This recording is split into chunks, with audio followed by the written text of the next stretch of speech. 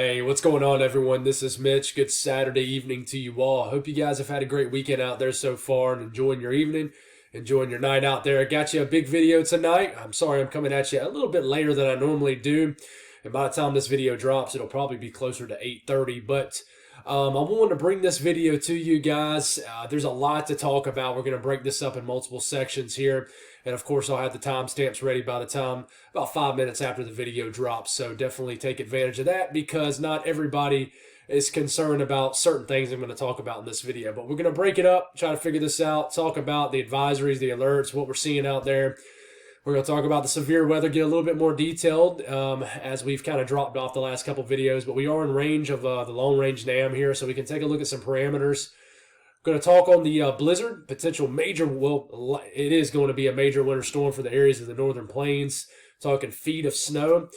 And then probably what a lot of people are watching this for is this significant pattern change that, that is going to happen now. And with it, kind of the front door to this pattern change is what's going to possibly be a major winter storm for the Northeast. Now, I know using the word major is tossed around a little bit too lightly sometimes, but this could be a significant winter storm a week before Christmas, that's for sure. That's coming up midway to late next week. We could have some icing issues, even as far south as maybe Virginia, maybe even the mountains of North Carolina.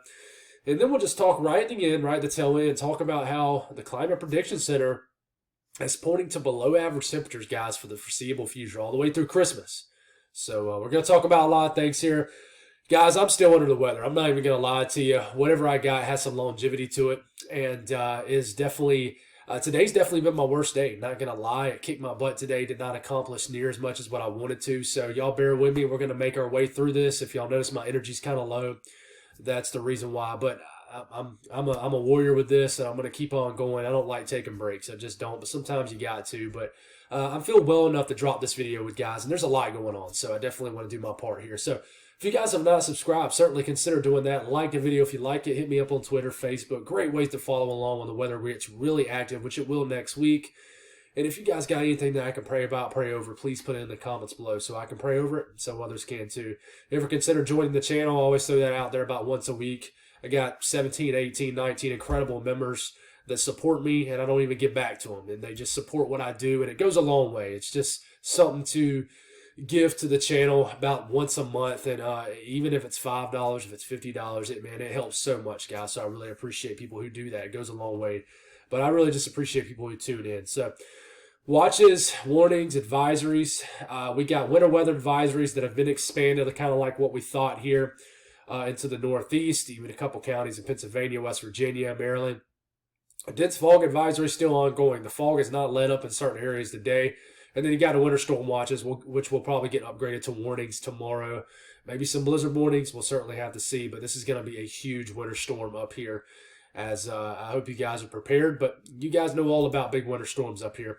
As far as the Storm Prediction Center, as far as the severe weather outlook, I mean, nothing has changed from this, really. The only thing that changed was like a day and a half ago when they dropped the Monday risk. And there's just a marginal risk for Monday now. But if you live from Dallas to basically eastern areas of Texas, you certainly need to watch out for some severe weather. But once you get into far, I mean, the extreme eastern counties of Dallas, and then getting into the northern half of Louisiana, southern half, or southern section of Arkansas, and then getting into areas of Mississippi too. We'll have to see if this tweaks one way or the other. There's a 30% risk in this orange area of severe weather occurring in 25 miles at a given point. So this is a big deal. It is, and we'll see what they introduce tomorrow. Does it remain an enhanced risk, which is basically what this is? Does it drop to a slight risk? I think it will remain an enhanced risk.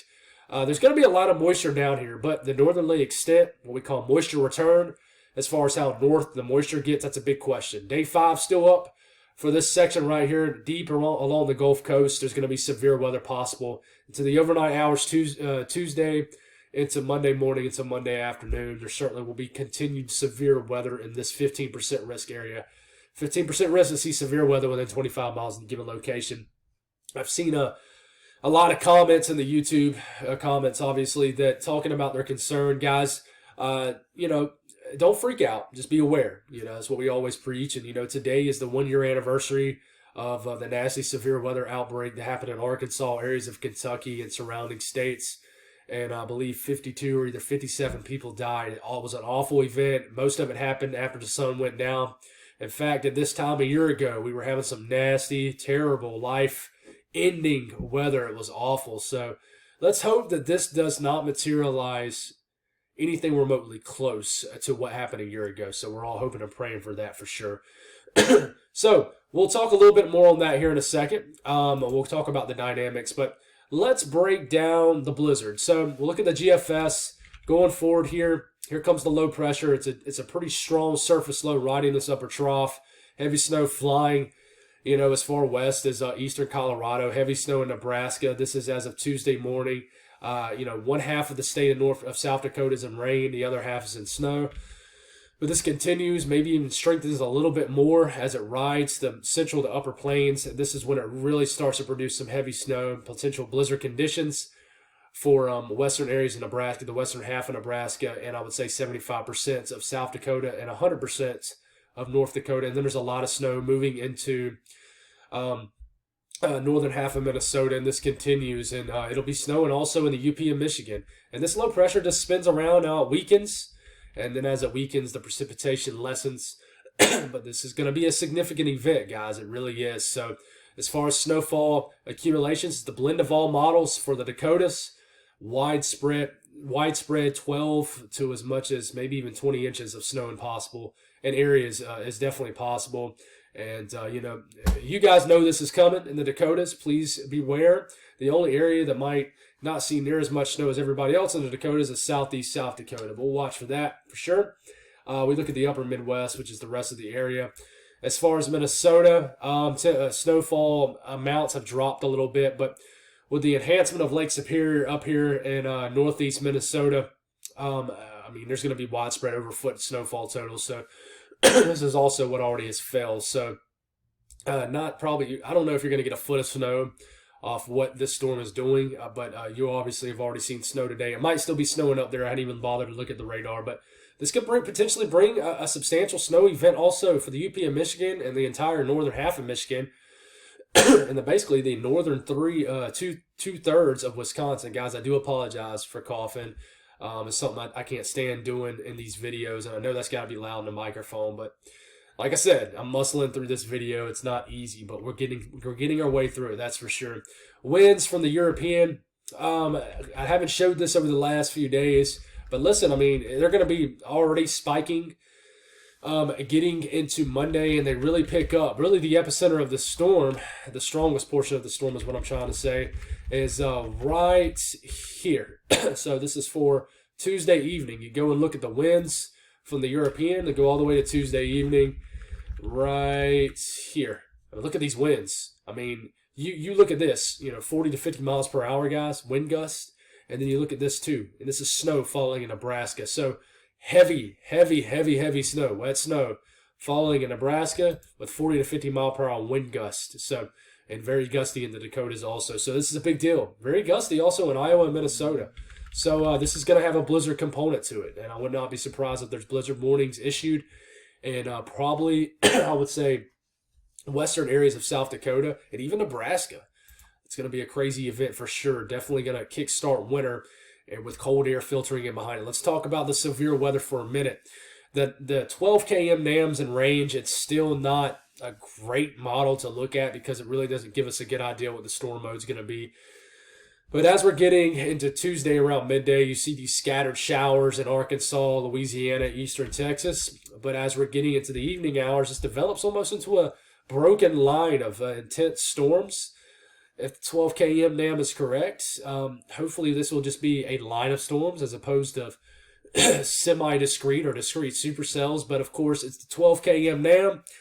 It's not a great model to look at as far as high resolution figuring out what the storm structure looks like. But we are getting a little bit into these short range models. But this continues. This is a pretty nasty line of storms that begins to develop into the overnight hours of Tuesday into Wednesday morning, and this looks pretty intense right in the middle of the night for Memphis, down to getting into the Jackson area, Jackson, Mississippi. Just some nasty storms, maybe even as far north as Kentucky. So we certainly need to watch. But what we do know, a lot of moisture down here, especially down here in Louisiana. Dew points will probably trend higher Dew points will probably be into the 70s down here. This is valid for this coming December the 13th, Tuesday evening. You're going to have a pretty, not a monster moist sector like we were thinking, I would say 4 or 5 days ago, but you're certainly going to have a lot of low-level rich moisture into this area, just not a huge area. And it's a big question as you get the further north you get in Arkansas, it's a big question if there's enough moisture at the low levels for this. But this continues, and then as we're starting to get a little bit closer to daybreak Wednesday morning, this moist sector moves into this area, and you see all this dry air right here. These are dew points, by the way, not temperatures. See all this dry air all the way? This is actually cold air damming.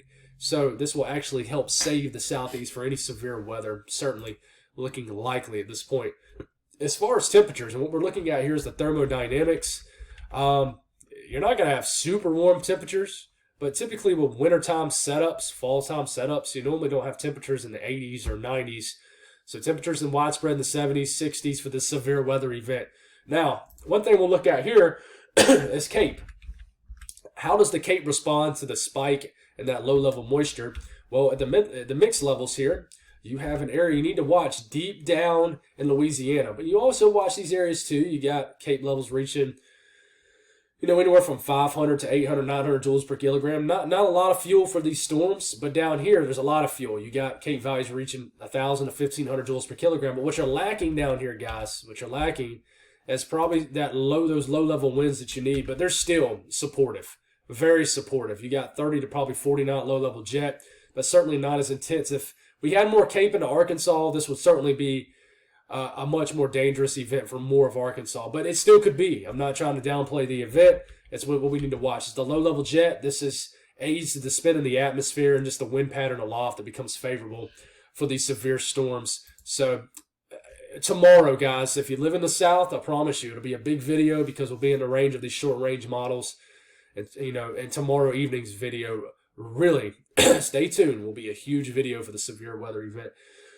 Briefly want to go over some new information. Really, it's not new because the next OOZ long-range HRRR model is about to fly through, so we really only can look at the 18Z. But this snow begins to move in overnight. It'll be kind of just scattered and smothered, if you will. I guess I like Waffle House. It'll be scattered out there. Certainly not widespread, but as you're getting into daybreak tomorrow morning, this isn't the system I'm about to talk about later in the week. Tomorrow morning, widespread snow. State College, Scranton, northern New Jersey cities and towns, Binghamton. How far north does it reach in New York State? Not sure. Not a lot of snow for Buffalo, but this really, I think, guys, there's really going to be an intense area of snow somewhere in this area of New York State, maybe even northeast Pennsylvania. But this snow starts to make it into the afternoon hours, evening hours, into western Mass, Connecticut. Do we mix with some snow in New York City tomorrow evening? It's certainly possible. I think it's likely. But accumulations down to New York City is going to be hard to come by, especially unless we get a brief burst of snow, which is certainly possible. But I think just outside the northern suburbs, the higher elevations, just north and west, potentially of New York City, could potentially see a few inches of snow. This is not going to be a big event. But somebody could get a sneaky 6 to 8 inches out of this. I would not be surprised whatsoever. This will just be kind of like a mood setter, guys. I mean, it'll lay a nice coating of snow on the ground. It'll probably stay on the ground for the next system that I'm about to talk about that could be a blockbuster system. But this will just be a nice, I guess you would say, low-end snowstorm for a lot of these areas.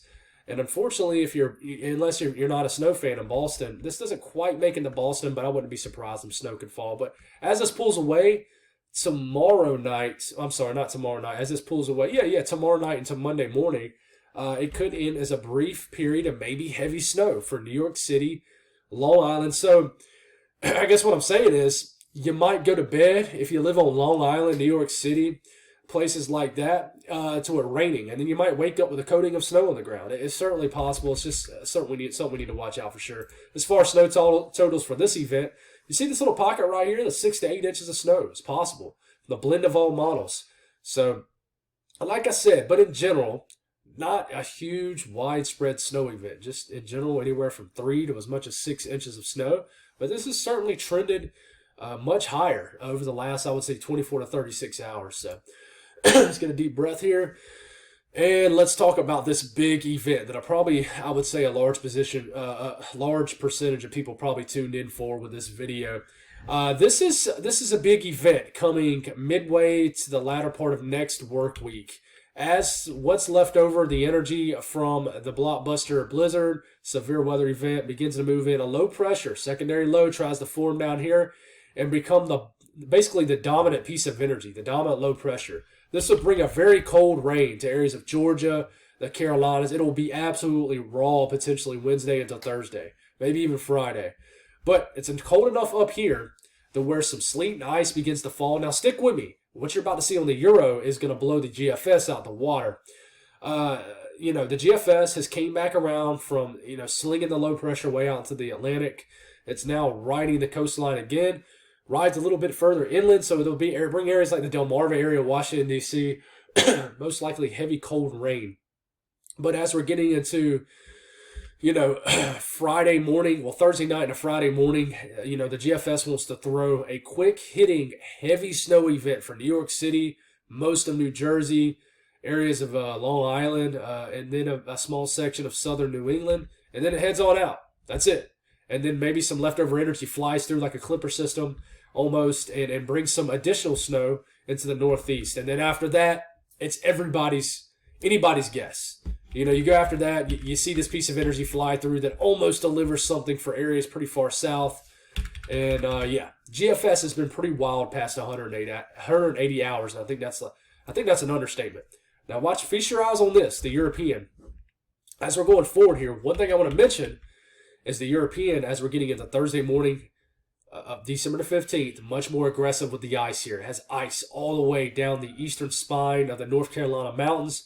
This will deliver a significant freezing rain event to areas like Banner Elk, Boone, places like that, areas, the eastern slopes of southwest Virginia, because there is western slopes of southwest Virginia. It's very confusing. Cold air damming is tricky. It's a Miller Beast system. It's a hybrid, so it's just cold air getting trapped east of the Rockies. So sometimes those areas not the Rockies. Sometimes those areas west of the Appalachian Mountains can kind of get hoodooed if you're a winter weather fan. But we keep this going. This is a ton of ice continuing Thursday morning. Still ice. This could be, we got to watch, a substantial ice storm potentially for the mountainous areas and the foothills of Virginia, maybe even eastern areas of West Virginia. This is something a lot of people aren't talking about right now, but needs to be talked about if the trends continue on the Euro, which is the king of all models, I would say, on average. But as we're getting into Thursday evening, this low pressure begins to deepen that you see right here. And look at these heavy returns in Pennsylvania. It's snowing in Pittsburgh, Erie, up to Buffalo. If you're wondering about Philadelphia, Washington, D.C., the snow line is so close to you guys. But eventually that snow line gets to you guys. But as we're getting into Friday morning, low pressure begins to kind of slow down and deepen. I mean, it's probably because you got the blocking up here to the north. The negative NAO is playing a big factor on the slowing of the system. And when you have those blocking up in Canada, this plays a big factor on these big blockbuster storms, not only for the northeast and mid-Atlantic, but sometimes for the southeast too when you have enough cold air. I'll stop it right here. One thing I'll note here is you got a blockbuster winter storm popping off on the Euro, and then you got snow funneling in behind this with tons of cold air. This would bring snow showers this coming Friday morning for as far south as Tennessee. And then the northwest flow kicks up and delivers a lot of snow potentially for the southern Alps of Tennessee and North Carolina. There is, 4 to 5, 6 little things going on here over the next week, guys. I can't stress that enough. It's so much to talk about. That's why these videos have been 25, 30 minutes long. And it's exciting, but it is a lot. And look at this. I mean, we're getting into Friday evening at this point. I mean, this system starts as early as maybe Wednesday evening. There's already ice down here.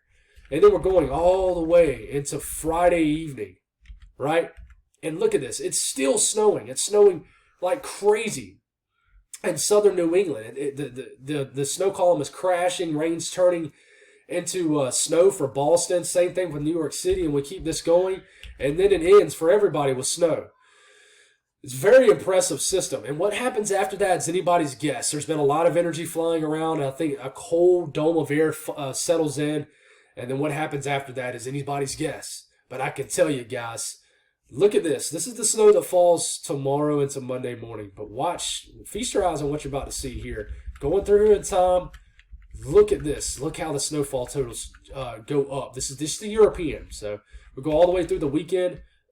Guys, that is 3 feet of snow showing up in areas of the middle of Pennsylvania, areas of western New York State. Binghamton gets crushed. It even shows a lot of snow down here in Washington, D.C. You guys, not a lot, but you're right on the border of a foot of snow to hardly nothing. It tells you. But the system it almost kind of looks like December 2020 to me, if you guys remember that. But this has a lot of time to trend colder for New York City, which picked up anywhere from 5 to 10 inches on that snow, on that system. So, this is the European model showing this. It's probably overdone. But, you go over and you look at, I'm doing this on the fly, guys, so y'all bear with me. You go and look at Massachusetts for this system, a lot of snow for you guys. Now, this is added on to what already falls, but, this area of Mass isn't going to get a lot of snow from this event coming tomorrow. And that's almost 2 feet of snow. This will be a huge snowstorm, guys, just before Christmas. If y'all hear my girls in the background, I do apologize. They got the neighbors over there just having a good time. It's Saturday night. You know how it is for you folks who have kids. But this is the blend of all models. It keeps things a little bit more into perspective here. And a lot of snow still in Pennsylvania, a lot of snow down in West Virginia, but still got widespread foot snowfall totals. So if you are in some kind of business where you shovel snow or just something like that up here, you're pulling for this, obviously, right? But this is going to lay the white stuff on the ground 1 week before Christmas, guys. And really with the cold air coming in behind it, this is going to be a very snowy, Pinterest-like scene up here that a southern guy like me dreams of in South Carolina. But I live in a state where it's just flat out unrealistic. But I can dream. So, but this could be a big storm, guys. It really could. Now, I don't want to go and just not show you the GFS. The GFS with the system, still a big system. Still is, guys. A lot of snow for Pennsylvania. Pennsylvania is like the jackpot spot for this. So going forward here, we certainly need to watch. But like I said, we need to watch out for the ice with this system, guys. We could get, I really could see this as this storm becoming some kind of system that drops ice storm warnings. I really could see it maybe somewhere in Virginia, West Virginia, maybe areas of Maryland. But there might be enough sleet, winter, snow mixed in with this potentially, if it happens, they just drop the winter storm. Normally to get an ice storm warning, you have to get pure freezing rain.